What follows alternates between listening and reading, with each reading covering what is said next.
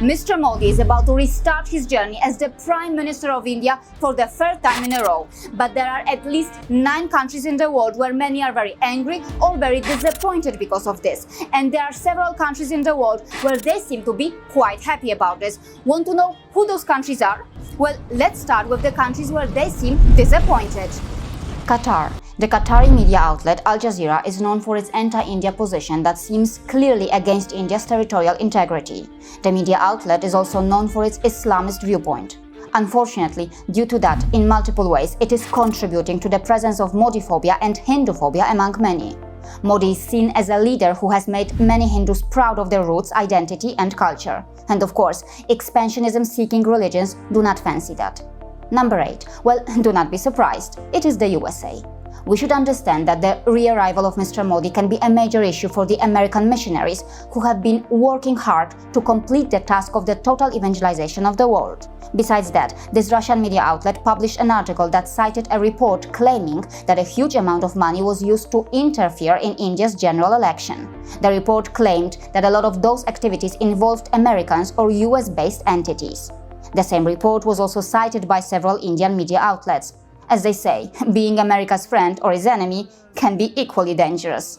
Number 7. Maldives. For many Maldivians and even for the Maldivian constitution, it seems to be all about Sunni Islam. Mohamed Muizzu, president of the Maldives. Well, what can I say here? Many feel that this man is just embarrassing himself. Others feel that after pursuing such a massive anti-India campaign in his country by congratulating Mr. Modi and considering the possibility coming to India to attend Modi's oath-taking ceremony, he seems to be regretting what he has done and is now in a careful damage control mode. Number 6. Turkey. Turkey has a genocidal track record. Apart from oppressing Christians, it has even persecuted Muslim minorities.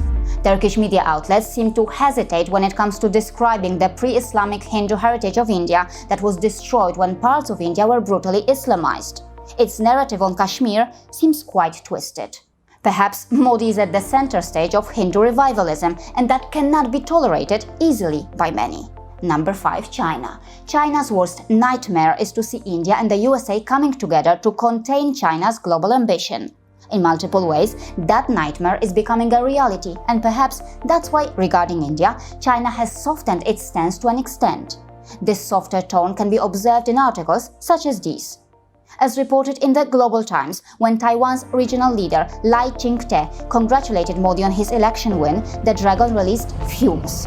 The article reminds India of the so-called One China principle, but it seems the dragon has forgotten that it is sitting illegally on land that belongs to India. Number 4. Pakistan. Severe identity crisis, terrorism and hatred for their own pre-Islamic roots have impacted the country a lot. During Mr. Modi's tenure, many in India say, "Ghar mein ghus ke marenge." And as expected, Mr. Modi's zero tolerance for terrorism has shaken the nefarious, terror-friendly ambitions of the country that is facing bankruptcy. Number 3. France. Don't be surprised. Some in the geopolitical circles are starting to see this country as India's frenemy. Yes, selling Rafale and aircrafts to India can be a profitable business, but deep down, seeing a former colony from the global south emerging as the voice of many in Africa, France, as a colonial criminal state, feels nervous. Very nervous. Besides that, in Russia's context, India's independent foreign policy under the leadership of Mr. Modi has created a major geopolitical headache for France.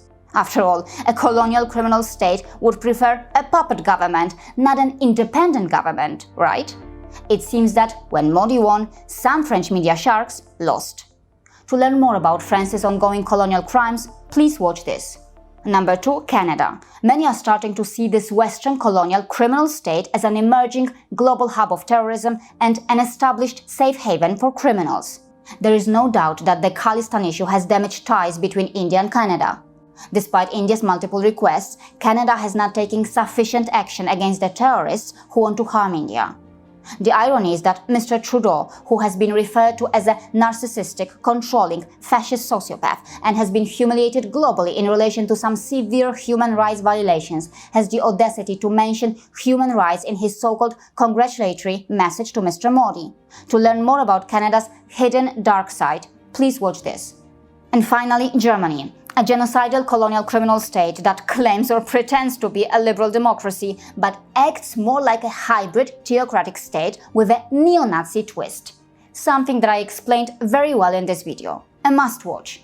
Tensions triggered between India and Germany due to Berlin's nefarious attempt to interfere when a politician facing corruption charges was arrested in India. Deutsche Welle's one-sided coverage during the election didn't help either. It seems that Germany, due to its misconduct, is gradually emerging as India's #1 frenemy.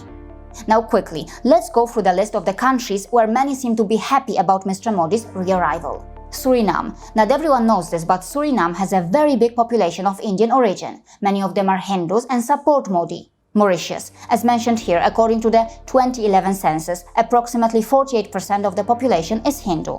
The Prime Minister of Mauritius, Pravind Kumar Jugnauth, has already sent a congratulatory message. Sri Lanka. After learning a tough Chinese lesson about the debt trap, many sane voices in the island nation have learned how important India is for them. This congratulatory message coming from Sri Lanka was expected. India, Africa, and the Caribbean region share a common history when it comes to exploitation or looting by the Western colonial criminal Christian states. Instead of properly apologizing and returning the looted money and wealth, the colonial criminal states, in one way or another, continue to shame their victims.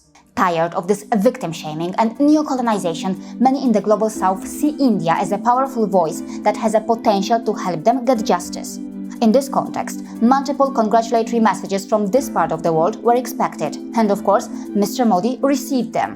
And finally, Russia. There was a time when the Soviet Union was actively looking to influence India's socio-political landscape, even though that was compromising India's sovereignty. Now, the times have changed. Facing a big crisis in Ukraine and understanding that India is reclaiming its superpower status, Russia is even more desperate to have India on its side. Putin praising Modi or congratulating him can be seen in this context. Also, it must be pointed out, from the Italian Giorgia Meloni to several others in the Western world, greed-driven geopolitical and financial interests contributed to their prompt congratulatory messages for Mr. Modi. Of course, this is not a complete list. Who else do you think should be included and why? See you again.